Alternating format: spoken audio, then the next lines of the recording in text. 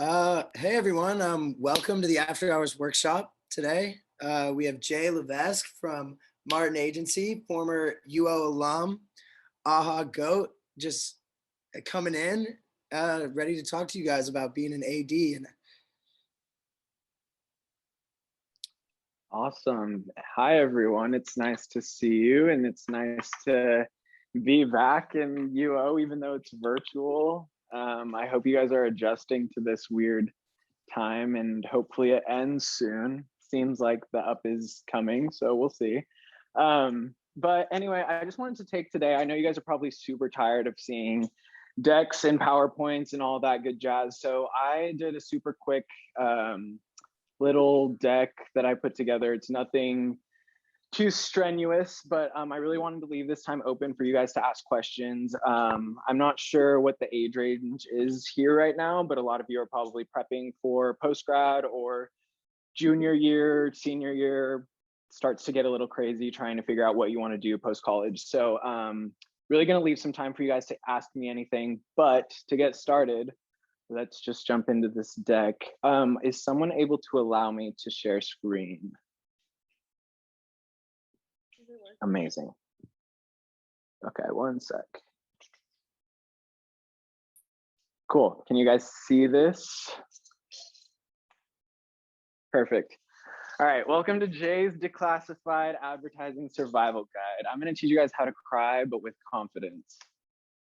Now, to start it off, who the fuck am I? I'm a part-time art director and a full-time hot mess. I'm currently at the Martin Agency as an art director, and I'm working on brands such as Oreo, Old Navy, Snapchat, UPS, and I'm really trying to beat imposter syndrome, but you know, I don't think that ever fades. So if you're feeling that right now, it's totally normal. What I'm drinking, when I'm not drinking tequila, it's a honey lavender oat milk latte. If you have any other recommendations, drop them in the chat because I love a new oat milk latte. Some brands I'm loving right now, Oatly. Oatly is a brand that I have always just been infatuated by. The way they do their advertising, the way they create a community outside of just selling a product is amazing. Gold is a superfood brand and they're very known for their matcha. So check them out if you haven't had that. But again, what they stand for, I love, and the values they put into their product and their customers is amazing. And then Versace is a brand that I just live and die by. If you haven't seen their Instagram presence, you should look it up. They're very interesting, they know how to take colors and make colors that shouldn't work together. So it's just, if you're an art director that loves visuals from like fashion brands, definitely check it out. And then here's a few songs that I just have on every playlist at the moment. So you can take a screen grab of that if you want. I'll share this or something too. And then let's see, what's next on this? How did it all start? So I actually joined UO as a business major, marketing focus. I thought that was the only creative way into any type of creativity after college. And then I quickly learned about journalism from my big in my fraternity. And that's where I got into the J school. And I figured out it wasn't just writing news articles for newspapers. So I applied to the SOGC. I started off as a social media strategist. Why? Well, I knew I loved social media. I knew I loved Instagram. I had a Vine account with 80,000 followers. I just was in tune with social. So I thought that's what I wanted to do. And then I joined AHA my junior year as this position and switched to being an art director about halfway through once I realized that there was something that you could kind of take a love for social media and also mix design, but not fully be a designer, because I did not want to be a designer. It was too much work, too much strain. I just wanted to be the person that kind of came up with the vision, comped it up, and then had someone else take it away. So that's currently where I'm at. And then my senior year, I held a director position in AHA and led the women's basketball account, which we got great success from that. And then graduated in the OG pandemic class of 2020. Landed a job at Wunderman Thompson's Austin, Texas location, working as an art director. Was working here from California, but then 2 months later, I got an offer from Martin, and the rest is history. So I have 5 quick tips on not just art direction, it's kind of just life in the AD world and any position world, honestly. So let's just jump right into it. First, you want to have a playlist that you can laugh, cry, scream, and dance to and thank me later. There is going to be times in your career where you are feeling every single emotion at once or back to back to back. And so really having a playlist that you can just like pop in some headphones really quick and cut the world out will make so much of a difference, I promise you. Second, know the lingo. I think this is kind of a big one, not just the lingo of like your position, but know what strategy is talking about, know what account is talking about, know like the terms that are being used and like how different departments operate, because ultimately that's going to make you such a better creative and you're going to feel a lot less of those pressures of not knowing what's going on. And it just overall helps you do your job without having to do the like Googling on the side of what the fuck does packaging a product mean and all that. So make sure you just do your homework on the side and stay curious about those kind of things. And then this one I think is the hardest one to crack, but fall in love with critique. Learn how to love and hate your work at the same time, because 90% of the time it's going to get torn to shreds. This is also important because in the ad world, I don't know if it's changed, but it's structured like at the U of O, but it's structured where you work as an art director copywriter pair. Like you literally hop on each project together. So you'll come up with an idea and maybe it's not right for the brief, but you can't see that. And your writer's like, I'm not sure. It's good to just have that back of your mind, like just knowing that the idea might die, even though you might be in love with it, it just might not be right. So just making sure you love critique will make your job a lot easier. Be curious, ask questions, question your solutions. Questions are never stupid, no matter how dumb you might feel asking them. The chances are so many people on the same calls or meetings are thinking the same thing and just don't want to ask it. But this is like probably the key to your success, is like just showing your mentors and your whoever you're working for that you're curious will help them see that you want to grow and like the potential you want to reach. This one's just an extra, but have an emoji that you use for every response, especially in this virtual age. Like have something that just speaks as your brand and run with it. This has been mine for a little too long now, so I need to change it, but you know, it makes conversations a little more fun. And then the 5 realizations. You know how Kylie said, I feel like this is the year is really about just you're realizing stuff. I have no idea what she meant, but I kind of get it. Your work is not you. Remember that your work does not define your value as a person. Everyone is learning, growing, and experiencing these pressures, even the higher ups. Truly what I said earlier, like no one really knows what they're doing. So if you don't know what you're doing, you're in the right place. And it's literally so okay not to know what you're doing. Again, no one does. I can't stress this enough. And this one I think is the most important thing to me. The ad world is literally so small. So check your ego. You never, ever, ever want to burn a bridge with someone, because you never know when that person might come back into your life. I cannot tell you how many conversations I've had where I'll say I went to school at U of O, and then someone will be like, oh, so you know so-and-so. And then I'm like, whoa. And then it's like a full circle back. So you honestly don't know. Maybe there's someone in a class that you hate right now, but you never know if one day you'll be working for them. Honestly, like they could be your CD one day. You really just don't know. So just make sure to treat everyone with respect and humble yourself on all fronts. It'll help you.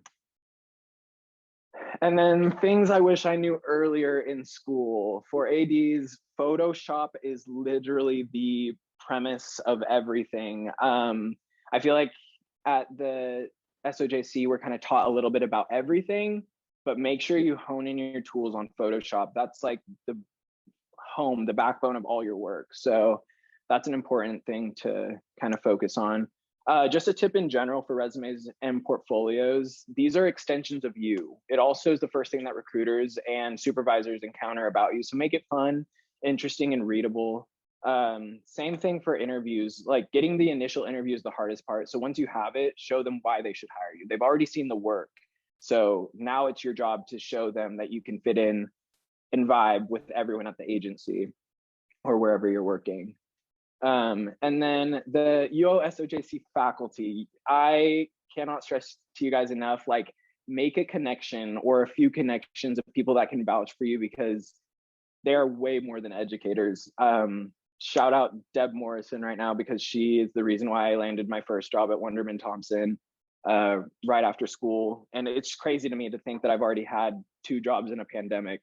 So I really say utilize your professors and ask questions, schedule check-ins, like really get advice from them so that you can best prepare yourself for life after college. And then what you could be doing right now, follow agencies on socials that are doing great work.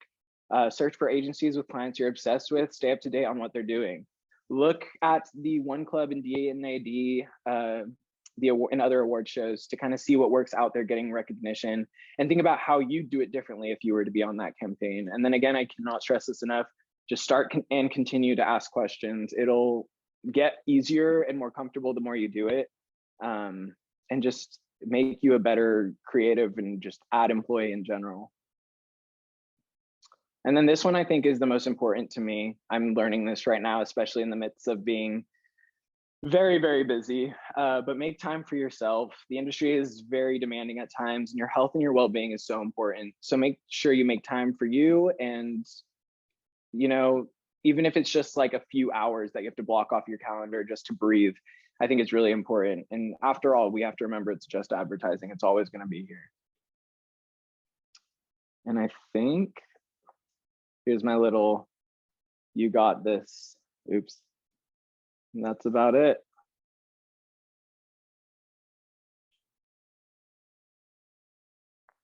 That was beyond amazing. I've never seen so many good gifts in one place. Like, you touched on everything I love in just a GIF alone. So wonderful. Amazing.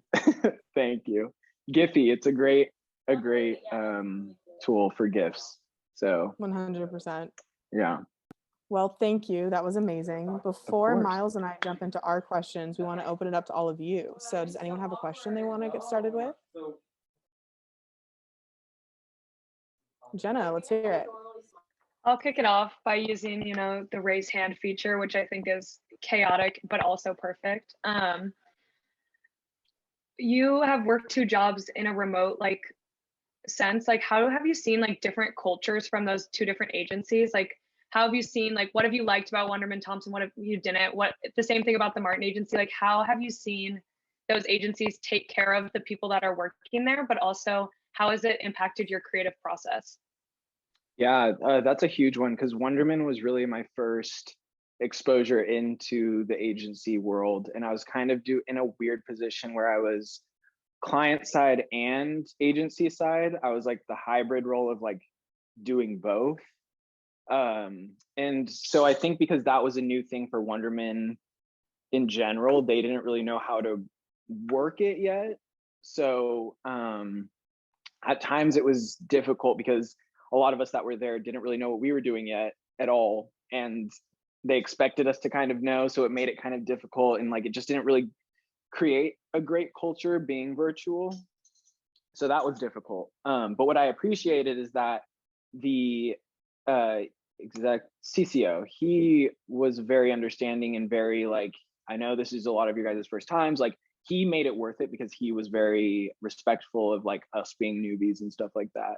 But again, being remote and working, I think that's a tip that I'm going to give to all of you is depending on where the times are at in the future, make sure if you have the opportunity to work somewhere and they ask if you want to relocate, it's going to make you just feel so much more connected if you go. Even if you're not in office, I would say go to the place that you're working, because it just makes you feel a connection. I think when I was working from California while I was working for an agency in Austin, Texas, and just not being there and knowing everyone else was there, it was just kind of this weird disconnect.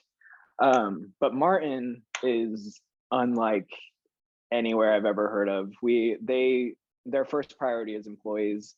If you're not having a good week, a good day, they're take the time to figure your stuff out. We understand. They have a full culture impact lab that they dedicate to literally fighting culture and getting more diversity into the workplace and all this stuff. So it's been a great first job, if you will. I feel like I have a lot of crutches to lean on too. So yeah. Awesome. Thank you so much. Yeah. Sweet. What's up, Jay? I missed your face. I miss you. So good to see You're you. glowing. You look beautiful. No, I'm not lying. I have a question from a copywriter standpoint. Yeah. I'm sure you've worked with more than a few by now. And so, in your humble opinion, what can a copywriter partner to an AD do to collaborate effectively? That's And a with them? really good question because I'm in a point where I don't have a permanent partner yet. So Martin's been searching for my permanent partner. So I've been hopping between writer to writer to writer to freelance to like so many different people, which has been hard on my aspect, trying to find that vibe. But I would say the main thing from what I've experienced is to kind of have that knowledge about art direction. You don't have to be the one that comps things and all that stuff, but kind of have an idea for like how to help the art director make something come to life. Because I feel like there's often situations where people are like, oh, I'm just the writer, like I don't need to think visually, but that's totally false. Like if you Not have a true. way, yeah, because if you're thinking like of an idea and you can also add that element of like, oh, what if we did like a bus wrap and it had blah blah blah, and then you're helping that art director kind of see it visually, that helps both of your ideas kind of mold. And then vice versa, like if an art director is trying to talk to you about how they see a vision and you're able to be like, yes, I get that, or like what if we made it like this color, you know what I mean? So it's Definitely. more of just having that like creative brain, less of doing the actual like mocking, which is nice. I mean, best of both worlds. Sweet. I appreciate it. Thank you for that. Of course. Well, next up, we've got Liam with the hand up. Do you have a question ready, Liam? Yes, I do. Hey, Jay. I Hi. had a question. So when you're working on a new project for a brand that already has, like a strong and loyal fan base, what are some of the steps that you like to take that helps you get acquainted with the brand so that you can come up with a new and creative branding that will appeal to the fan base that already exists, but is new enough to hopefully pull in some new members? Yeah, that's a really good question. The first thing I do, honestly, is look at what they've done bad.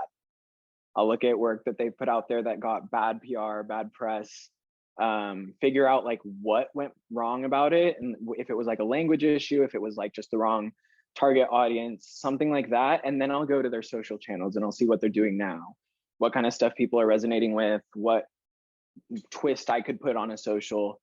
And then from there, kind of just working with a partner to be like, okay, we got this brief, this strategy, this is the target market. How do we appeal without stepping outside of the boundaries that we saw don't work? And always reference the strategy. I think that's the most important thing is people get carried away and like creative, and don't look back at the strategy. So then your creative gets sunk.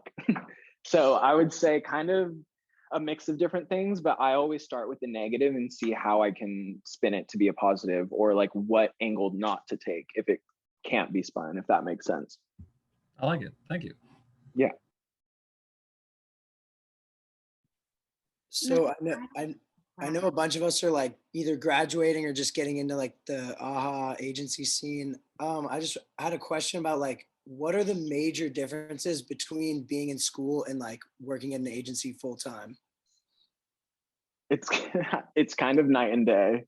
I feel like the thing that's the hardest to get used to at first is deadlines. Like you don't have a week to show Stephen Asbury your new design concept. You don't have a 2-day period to make adjustments. It's like you get briefed, you have a creative review a day later, you have to concept, figure out what you're doing, show your creative, and then like usually there's a day in between. But for the internal review, the internal is like full team with like strategy to check and make sure creative's on point and everything. So timelines are super quick, but it's a lot less daunting than you think, because you think about, oh, I'm not in school anymore, I don't have like outside assignments. It's mainly just like finding time to focus on, if you're on multiple projects at a time, like how to balance your time on what. But it's just the real deal. And it's weird to think, because it usually goes creative review, internal review, and then client review.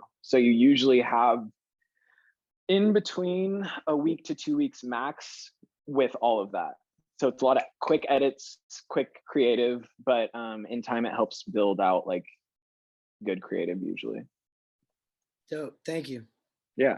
And then Taylor, I saw you had a question too. I don't know where you went. I'm right here. My question was to you, like, what kind of advice could you give to undergraduate students who are trying to like figure out like which direction to go in as far as like their specialty, like as far as like art direction? Because I know like for me, I'm like, oh, I want to do copywriting, oh, I want to do creative production, but like I'm kind of like in between. Like, what's your advice for someone trying to figure out what they want to do? Yeah. That's a good question, especially because like outside of just taking courses, because you know that's kind of like a whole term's worth of doing something, so that's not always the best avenue to take. I would say honestly, look up people that are in the fields that you want to pursue and kind of go to their portfolios, maybe set up in informational about like what their day-to-day is, what they do, see if it's more in the realm of like what you want to do, and then also like look at work that's out there that you enjoy and be like, okay, would I like to be on the production side of this, or do I think I'd be more copy? I think like having that open mind about like looking at things that have been done will help you kind of find those focuses. Because like I hear a lot of things like, oh, just take more courses, do this, blah, blah, blah. But I think that's honestly a waste of time when you could do better things in a week's period to really figure that out and then go take those courses that you're interested in. Thank you. Mm-hmm. I see Brittany has her hand up. Brittany, do you want to go next? Brittany. Yes, thank you. Hello, Jay. So good to Hello. see you. I was wondering if you had any advice when it comes to starting a job virtually, and also how your transition was maybe for both jobs you've had. Yeah. Starting a job virtually, I'm trying to think. It's kind of weird because it's the only thing that I've done, which is crazy to me that I haven't even been like in agency, and I've been at Martin for almost 5 months now. Like that's weird to me, but I'm just gonna give you the Martin one because I think that's where I really honed in on how to start a job virtually. But typically what they'll do is they'll send you your work laptop and all that stuff and get you set up. I would honestly reach out to HR and have them find you a person that you can like lean on and ask questions to.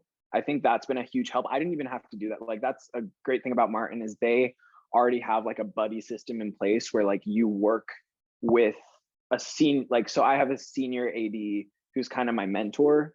So any question I have, I can ask him. And then they've set me up with people that already lived in Richmond when I was trying to move here to figure out like where I wanted to live, blah, blah, blah. And these people are now like friends that I go get drinks with. And so it's really nice. But I would say like, if that's not already an option, reach out to HR and have them like provide those steps for you because it'll make the transition a lot easier. Thank you. Yeah, good to see you. Jennifer, you got a hand raised? Take it away. Yeah, I do. Hello. Hi. So my question is, because the industry can be so fast paced, what are boundaries that you set with your job to ensure that you're taking care of yourself? Yeah, that's a good question. I think for me, making sure that I only have enough on my plate that I know I can handle. There will be times where they'll try to get me on another brief, and I'm like, I am already slammed on like 2 creative reviews tomorrow and internal the next day. Like I can't. So just learning when to say no, but not being lazy about it. I feel like some people take that as an advantage point. So just learning that balance and really just taking on the amount of work you can. And then what I've been doing, working out is something that I like need to get into my days. That's kind of my time. Like rather than a lunch, I'd rather go get a quick workout in. So I'll like block on my calendar ahead of time. Like, don't tell people this because I don't think you're supposed to do this, but I'll do like meeting for an hour, and it's just time to get away from my computer and really just have that time to myself. But the more you get into it, the more you'll start to get a flow of like, okay, where can I take my time? When can I do this? X, Y, Z. Awesome. Thank you. Mm-hmm. I have a question. In your current state, do you see yourself as an art director like from now on, or is there a different career path or position that you like one day want to try? Yeah. So honestly, I think I want to stay in the art director realm, but I could see myself doing more so art direction for like music videos, and doing more creative directing in that sense. I kind of see myself staying at Martin for a little bit and like really gaining the experience I need. But I think that's important for everyone to realize too, is like, just because this is a start for you does not mean it's where you stay. I've heard so many people just working here for the past few months be like, oh no, I'm gonna quit my job and go travel and then figure out what's next. Like, and so nonchalant. So once you're into it, you'll kind of realize like, okay, what do I actually want to do? Is this for me? Is it not? And then kind of go from there. But yeah, I could see myself getting more into the production, but not being a producer, because that's so hard, and props to anyone that does that. But yeah. Looks like we have the very talented Chloe ready with a question. Chloe. Hi. Okay, my Hi. question, you spoke like so many times about briefs, and as a strategist, I was wondering, what are some things that strategists do or could do to make your life a little bit easier? And when you have like a really good relationship with a strategy team, what really Yeah. stands out? That's a good question. We're dealing with something like that right now, which is fun. Just making sure that you are aware of the creative at all times, like literally know what's going on, what steps. Like if you can be in those first initial meetings and be like, oh, not sure if this is on strategy, like that'll help in the long run. And also just making sure that, I don't know how to say this in like making sure the brief makes sense to the mass audience, if that makes sense. Sometimes it can be a little too vague or too pointed. So really just finding that happy medium of like what makes sense and what will allow creatives to like take it and run. All right, thank you so much. That's very helpful. Yeah, good to see you. You too. Jumping off of Chloe's question, like also from the strategy side, like with virtually briefing, like how have you felt like the most excited about a project? Because I know like in an agency setting in person, like if you were doing something for like two townside, or you would put one under everyone's chair, or you would do something more interactive with that, like have you found any, like is it about using good gifts? Is it about just having a lot of energy? Like how do you get excited about a project, and how can a strategist sort of tailor that to ensuring that you'll be excited about it and then be excited to do the work? Yeah, I would say first and foremost, coming from a creative brain, the shorter, the sweeter, the better. Less words makes any creative happy. But also the SMCI, if it's just gold, like that's really what gets people excited, is if that SMCI is just like a one-liner that's like, oh my God, we could take this so many different places and stuff like that. Just making sure that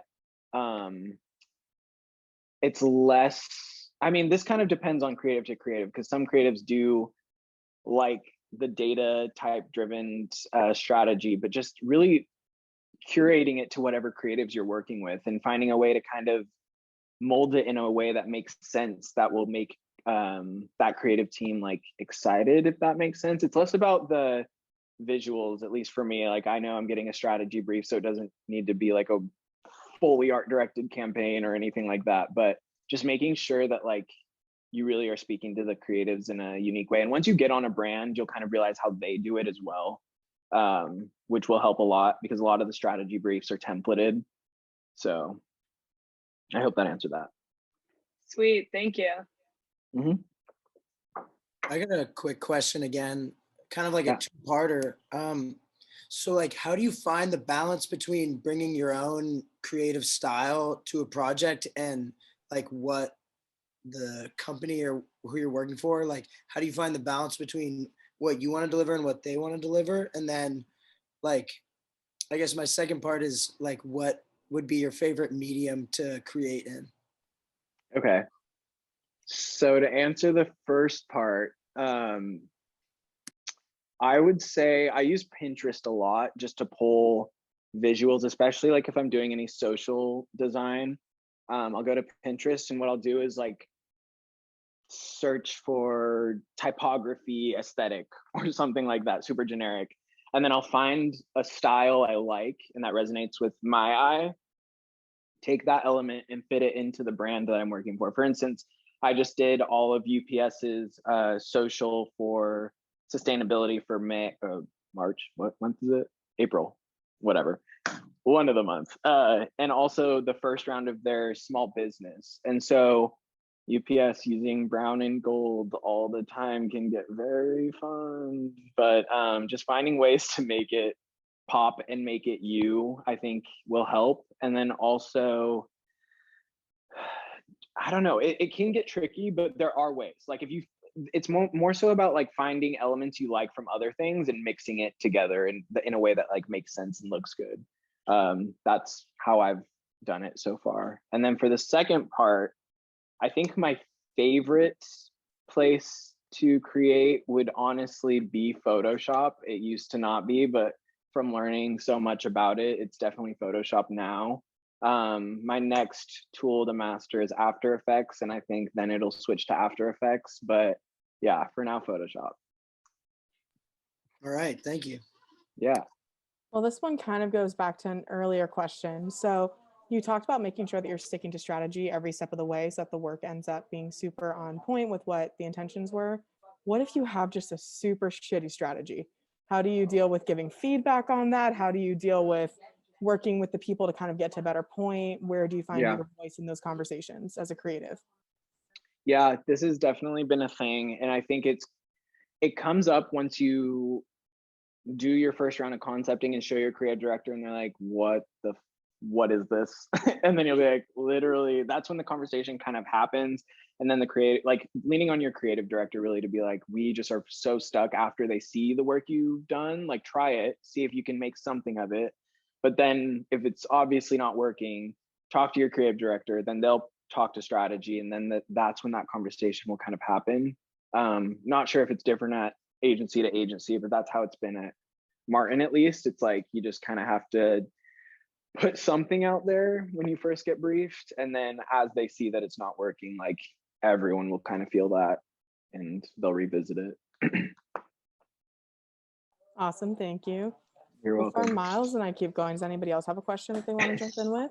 I have a quick question. So something we've kind of been talking about a lot in After Hours is the anxiety surrounding getting assigned a project or a brand that you don't morally agree with or don't really want to work on. And I was curious if you've encountered that, or like if you haven't, how you've seen others combat that.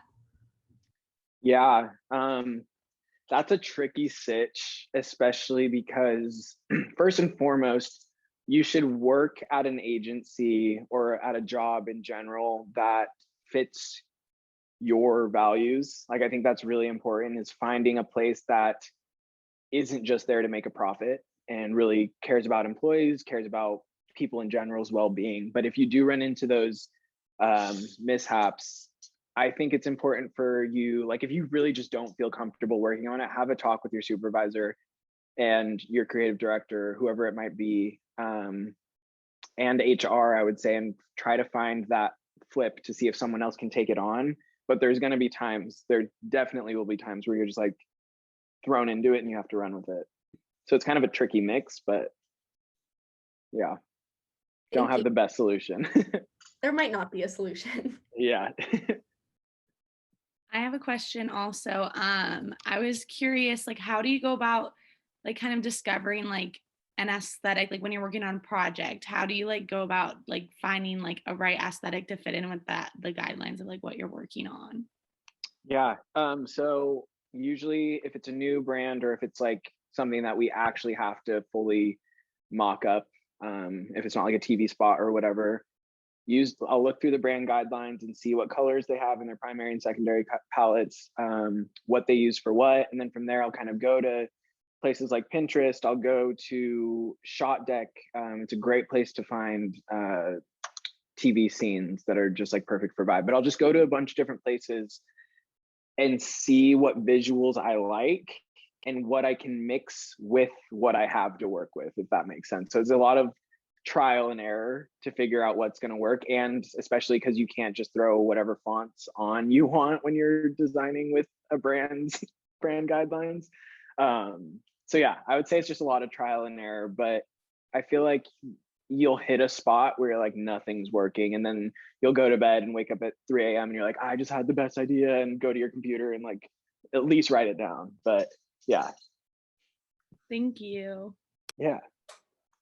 I've got another question for you. So Yeah. you mentioned earlier how you're focused in art direction. You didn't really want to do design, really wanted to stay in that art direction lane.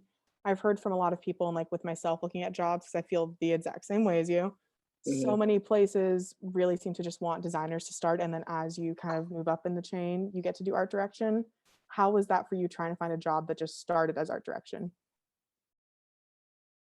I got super, super lucky. Like, luck is not even the right word. If there was a better word for that, I didn't even apply to Martin. An HR person just emailed me and asked to interview me. So I was like, holy crap, sure.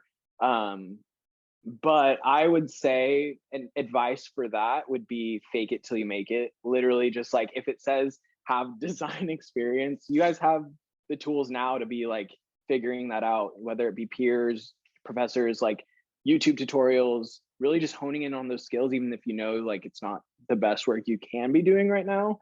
And then just getting to that interview stage and figuring it out in the job. That's what a lot of people do. Like, it's a lot more common than people make it seem. I will admit I'm not a great designer by any means. So it really just is faking it till you make it. And depending on agency, a lot of agencies I think are switching to having that cut of a role of like art directors and designers. So hopefully that starts to become a thing. Fake it till you make it is one of my all-time favorite words to live by. That Yeah. also brings up the next one, imposter syndrome. So while we're faking it till we make it, how do you deal with the imposter syndrome? Has that changed since leaving school, kind of getting a few different jobs under your belt? Where are you at on that? Yeah, I think it's something that never goes away, to be honest. I think it's like our CEO the other day was telling us about how she still to this day sometimes like, how the hell did I get this job? But I think it's more so just showing people that you're willing to put in the work and you're willing to like be there, show up and ask questions when you don't understand things. That's what's really going to help you beat imposter syndrome. Because for instance, one of my creative directors on Oreo, like I started and they wanted me to have more of that design brain. And I was like, you can try. And just showing them that you're willing to work and like asking questions, showing them what you have, how it can be better, helps a lot. And you'll get that praise of like, hey, you brought a lot of ideas today. That's all we wanted from you today. So that's awesome. So that's helped beat imposter syndrome, but it never goes away.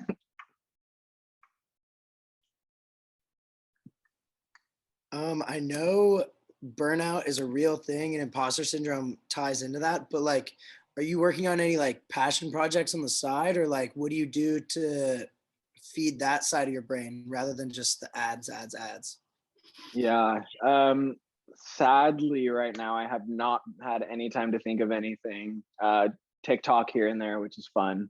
That's like a passion project on the side, I would say, being creative on that. But yeah, I'm on 4 different brands right now, which is not common.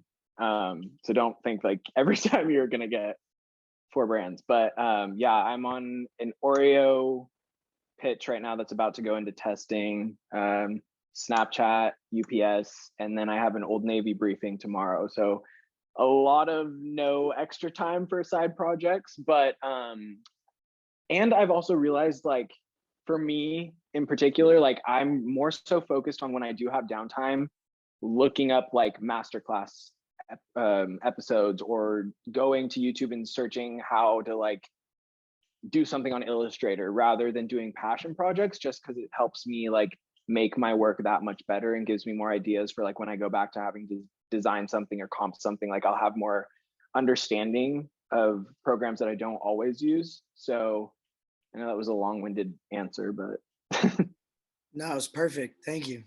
yeah. And then I have another question. besides like you like the staff that we have at the SOGC, what is like other super helpful resources that helped you like get through your time at the SOGC? Honestly, staff, obviously, but then peers, I think, is a huge one, especially in the midst of the pandemic when it first started, because we were like, I don't know, the graduating class that wasn't going to get a graduation at first. And so really just like having to go through that final term and like finishing out projects and applying to jobs that didn't even exist anymore, really relying on each other to do passion projects and do things to be ready for when the job market reopened. But then on top of that, also, I would say, I'm trying to think, maybe like setting up those informationals with people that you might be curious of, like just locations you might be curious in living in, like people that work at jobs and agencies around wherever you might be interested in living in. Like that helped me like stay grounded, if that makes sense. And it was kind of a tool because it was like, I'm excited for life after college and it's not just going to be me work all the time. So We've I got have a- a question. Oh, So sorry, Molly. No, Molly, you go. I'm ready. This is, I don't really know how to phrase this, but I would kind of assume that working on a project like UPS would maybe be like a little more mundane than like Oreo. And I'm kind of just curious, like, what does a creative look like when you're working on a project where you don't have as much creative freedom?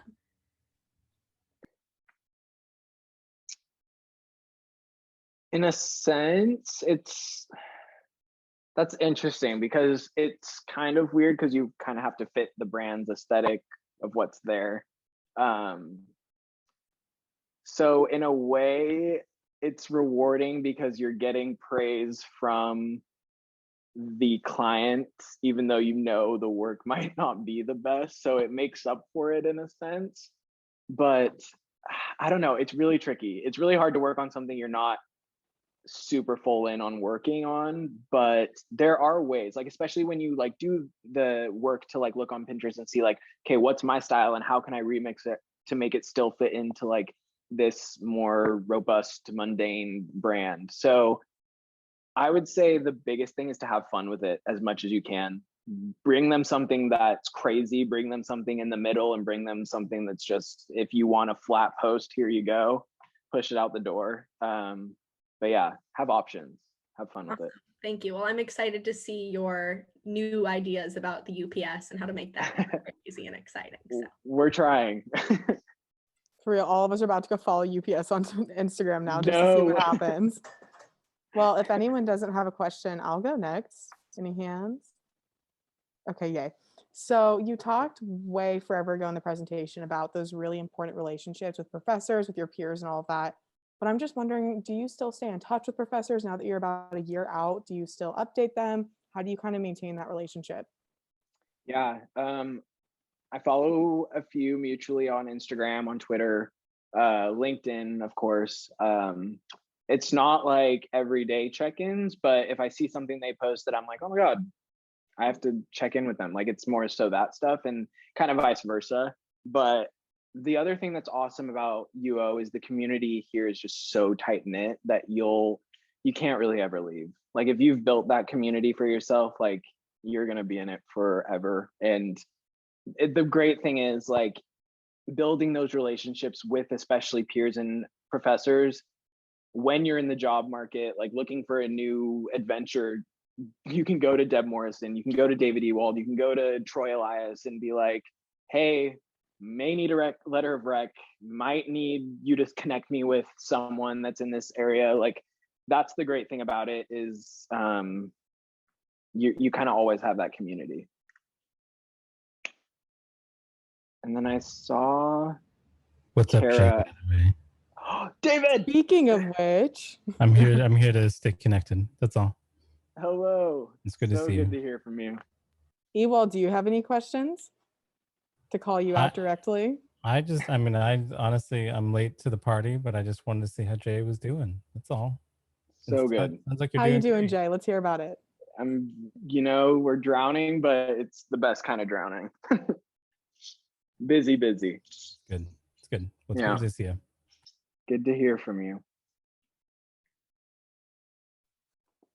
Well, I've got one more, and then if Miles has one, and then we'll start wrapping it up in case anyone wanted to pop in the chat. Oh, wait, someone did pop in the chat. My bad. Kara's question. Kara, do you want to read this out, or would you like me to? Yes. Sorry, I put it in the chat. I didn't want to interrupt. But I was just curious because, I mean, you've got 4 clients on your plate, and I don't know if your agency sets things up so that you have to have a certain amount of hours, if it's within 8 hours, and if you ever go over that, and what you do when you do go over that. Just because I know that all of us, if it's a team project, you guys we're on Zoom till 2 a.m. finishing something up. So how do you get out of that mindset of grinding late into the night and knowing that there are limits because a client is only paying so much, and dealing with working around your hours that are set into a project? Yeah, that's a really good question. Honestly, it kind of takes that extra step of realizing what you and your partner can do in the amount of time you have. And then from there, it's like, okay, we know we have to grind this out by tomorrow, 8 a.m. It might be a later night, but also checking in with your PMs and account managers to see if there's a way to push deadlines back. Like really, that's a big thing, is like relying on them to be like, look, there's no way we're going to pull an all-nighter and be okay tomorrow. Like, can you push this back to like 2 p.m. the next day instead of 8? And usually, as long as there's enough notice, that helps a lot, and that helps take a lot of stress off of just creatives in general. But I would say just like learning how to utilize the tools that are there for you, like your project managers, your accounts, they're there for you to like figure out what you're able to do and like what deadlines need to be pushed, how they can help you like just as a creative be better and produce better work. Cool. Thank you. I mean, it's getting that time, but I know you dropped some tips in the deck earlier, but if you could tell young Jay any bit of advice, like what would you say? I would say quit being such a bitch. You're not that great. No, I never really had that ego, but I would say just really appreciate each step of the way, because it gets harder, but it gets easier, and then it gets harder, and then it gets easier. So like really just like take every moment slow and embrace it all, because you're going to blink and you're going to graduate and you're going to be working so many hours a day or a week, and you're like, holy cow, I wish I was at Max's right now instead of on my laptop creating all these mock-ups. All right, that sounds good. If people wanted to connect with you further, oh wait, we got a raised hand. Yeah, hi. My name is Renee, and I just had a quick question about like maybe people who are late in the game to getting an interest in art direction. What are some things that they can do, maybe portfolio wise or extracurricular, to kind of get more toward that? Because I feel like I've always been torn between like art direction and strategy, and I'm trying to like sort out those feelings. Yeah, that's a really good place to be torn between. I feel like it's good to have a strategy mind as an art director. So I would say personally, look up like brands that you love what they're doing, and think like see campaigns that they've done, and maybe if you have the time, maybe a passion project that you work to put on your portfolio is like, how would you take what they did and make it your own? And then another way is look at the awards shows, and I can drop some links. I think I might have put it on my thing, but like DNAD, check out like just award shows in general and see what kind of briefs they're posting, and from there just take those and create something of your own. But then also just like get those hard skills. YouTube is amazing for teaching you quick tips on Photoshop, Illustrator, InDesign, like anything you need. So if you have time to just sit and learn those processes, I think that helps a lot. But in terms of portfolio, if you have peers that are also in that boat, see if they'd be willing to do a passion project with you. So it's not just all on yourself, but yeah, if that helps. Yeah, it does. Thank you so much. Awesome. Apply to AHA next year too, if you're still at school. All right, last call. Any hands? Scouring the pages. Perfect. If anyone wanted to connect with you more, how would you recommend going about that?